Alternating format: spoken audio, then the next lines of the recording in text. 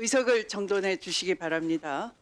오늘부터 10월 30일 목요일까지 18일간 우리 법제사법위원회 소관 기관들에 대하여 헌법 제61조, 국회법 제127조, 국정감사 및 조사에 관한 법률 등에 따른 국정감사가 실시됩니다.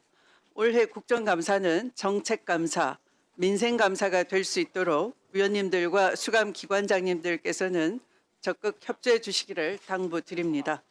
그러면 2025년도 국정감사 첫 번째 순서로 대법원과 그 소속 기관에 대한 국정감사 실시를 선언합니다.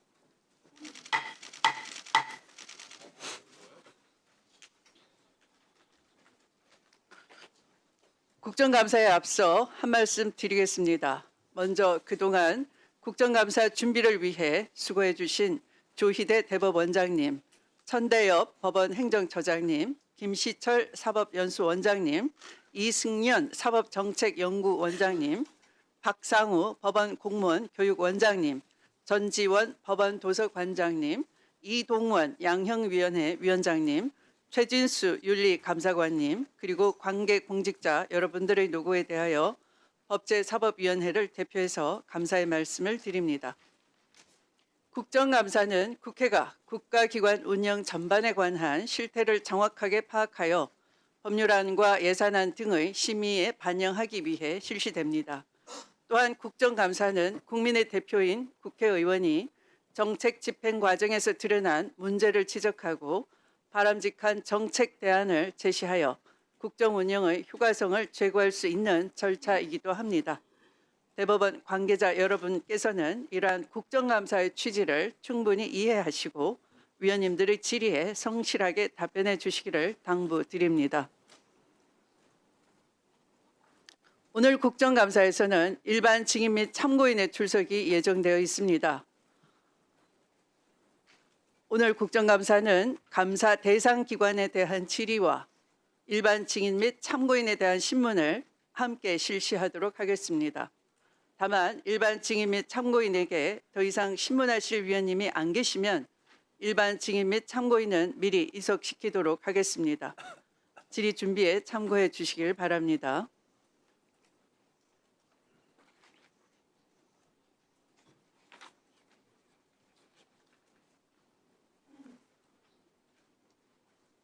국정감사에서 그동안 관례에 따라 대법원장님은 인사 말씀만 드리고 이석했습니다. 하지만 초대 김병로 대법원장과 조진만 민복기 대법원장 등은 국회에 출석해 질의 응답에 응했습니다. 그래서 이에 대해 한 말씀 먼저 드리도록 하겠습니다. 지난 9월 30일 국회 법제사법위원회는 그동안 지속적으로 요구해온 대법원장님의 대선 개입 의혹 사건에 대해 해명할 기회와 답변을 요구해 왔습니다. 그러나 이에 대해 시원한 의혹 해소는 없었고 해명 자료 또한 낸 바가 없습니다. 국회는 국민을 대변해 이를 묻는 곳입니다. 관례라는 이름으로 국회법 121조와 129조에 명시된 조항을 회피할 수는 없기 때문입니다. 누구보다 법을 존중해야 할 대법원장님께서 관례라는 말로 책임을 회피할 방패로 삼으시지 않기를 바랍니다. 관례가 법적 구속력을 가지려면 오랜 기간 형성된 관습법으로서 공익에 부합하고 정의와 합리성의 원칙에 부합해야 할 것입니다. 즉 관례는 공익에 복무할 때만 정당성을 가진다라고 저는 생각합니다. 그런데 대법원장님께서는 이번 국회 출석과 관련해 본인에게 불리한 상황에서는 관례를 내세우며 책임을 회피하면서 정작 지난 5월 1일 전원합의체 판결에서는 수많은 사법부 내부 관례를 스스로 깨뜨린 바 있습니다. 전원합의체 해부 절차, 사건 검토 기간, 심리기일 운영, 판결 선고 시기 등 모든 단계에서 기존 관례를 무시하고 예외를 적용해 이례적으로 속전속결 판결을 내렸습니다. 그러나 예외를 반복적으로 적용하다 보면 직권남용 의혹까지도 받을 수밖에 없는 것입니다. 법 앞에 누구나 평등합니다. 국회 인사청문회를 거치셨고 대법원장님 또한 헌법상 대한민국의 공직자이며 대법원은 명백히 국정감사의 피관 기관입니다. 따라서 국회의 질의에 응답하고 국민 앞에 소명하는 것은 헌법 제7조의 공무원의 책무이자 헌법 제61조의 국정감사 조사권에 따른 당연한 의무임을 다시 한번 상기해 주시길 바랍니다. 대법원장님께서 인사 말씀과 함께 여야 약간명의 위원님들로부터 질의응답을 통해 국민적 의혹을 말끔히 해소해 주실 것을 정중히 부탁드리는 바입니다. 또한 대법원장님 개인적으로도 그간 의혹으로 오해받는 사항이 있다면 이 기회를 통해서 해소하는 기회로 삼으시기를 바랍니다. 그러면 조희대 대법원장님 인사해 주시기 바랍니다.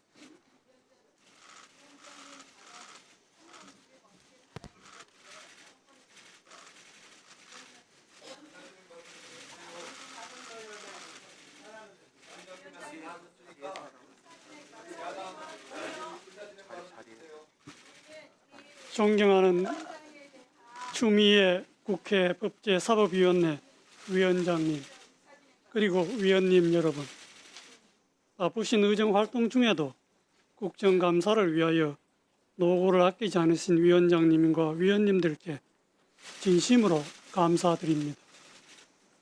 사법부는 신속하고 공정한 재판을 통하여 국민의 권리를 보호하는 헌법적 사명을 완수하고자 끊임없는 노력을 기울여 왔습니다.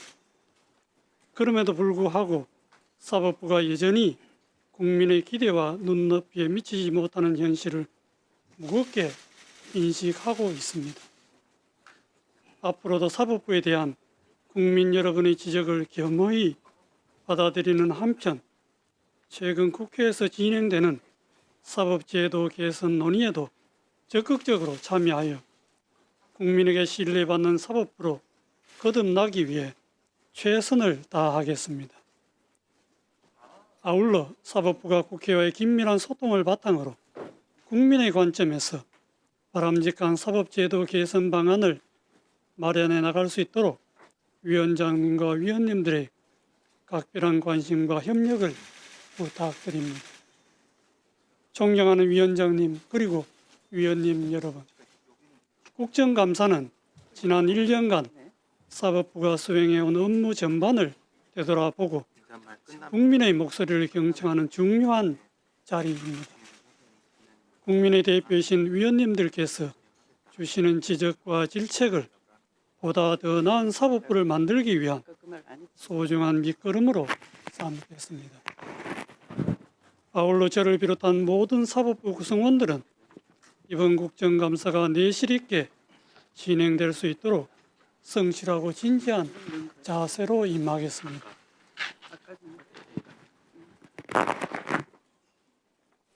저는 대법원장으로 취임한 이래 오늘에 이르기까지 오직 헌법과 법률에 따라 직무를 수행해 왔으며 정의와 양심에서 벗어난 적이 없음을 분명히 말씀드립니다.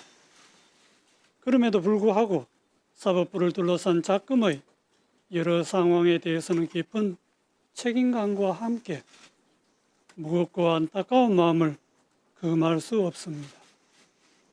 앞으로 국회를 비롯한 각계각층의 다양한 의견에 귀 기울이며 국민에 대한 봉사와 책임을 더욱 충실히 다해 나가겠습니다. 그리고 이번 국정감사와 관련하여 추가로 말씀드리고자 합니다. 제가 오늘 이 자리에 나온 것은 대법원장으로서 국정감사의 시작과 종료 시에 출석하여 인사 말씀과 마무리 말씀을 하였던 종전의 관례에 따른 것입니다. 그런데 저에 대한 이번 국정감사의 증인 출석 요구는 현재 계속 중인 재판에 대한 합의 과정의 해명을 요구하는 내용을 담고 있어 국정감사는 계속 중인 재판에 관여할 목적으로 행사되어서는 아니 된다라고 규정한 국정감사 및 조사에 관한 법률 제8조뿐만 아니라 사법권의 독립을 규정한 대한민국 헌법 제103조, 합의의 비공개를 규정한 법원조직법 제65조 등의 규정과 취지에 맞지 않는다는 우려가 있습니다. 물론 법관은 자신의 재판과 관련하여 무한 책임을 지는 것이고 모든 판결은 공론의 장에서 건전한 비판의 대상이 될 수 있습니다. 하지만 어떠한 재판을 하였다는 이유로 재판 사항에 대해 법관을 증언대에 세우는 상황이 생긴다면 법관들이 헌법과 법률과 양심에 따라 재판을 하는 것이 위축되고 심지어 외부의 눈치를 보는 결과에 이를 수도 있습니다. 이러한 점에서 상권 분립 체제를 가지고 있는 법치 국가에서는 재판 사항에 대해 법관을 감사나 청문의 대상으로 삼아 증언대에 세운 예를 찾아보기 어렵습니다. 우리 국회도 과거 대법원장의 국정감사 증인 출석 필요성에 관한 논란이 있었을 때 삼권 분립과 사법권 독립을 존중하는 헌법 정신과 가치를 확인하는 취지와 관행과 예우 차원에서 그 권한을 자제하여 행사하여 온 것으로 알고 있습니다. 이는 민주주의와 법치주의를 실질적으로 달성하기 위한 필수 불가결한 전제로서 재판의 독립은 보장되어야 한다는 믿음과 역사적 경험에 기초한 것입니다. 대법원은 내실 있는 국정감사를 위해 본 국정감사에 앞서 미리 위원님들의 서면 질의 등에 충실히 답변 드렸고 대법원 현안 관련 긴급 서면 질의에 대한 사법행정적 검토 답변도 신속히 준비하여 제출해 드렸습니다. 부족한 부분은 대법관 중에서 임명되고 대법원장으로부터 총괄하여 위임을 받아 사법행정 사무를 관장하는 법원처장이 답변하거나 국정감사 종료 시 국정감사 과정에서 지적된 사항을 종합하여 제가 마무리 말씀으로 충분히 답변하도록 하겠습니다. 끝으로 이번 국정감사를 준비하시느라 헌신과 노고를 아끼지 않으신 위원장님과 위원님들께 다시 한번 깊이 감사드립니다. 아울러 위원장님과 위원님들 모두 항상 건강과 행복이 함께 하시기를 기원합니다. 대단히 감사합니다.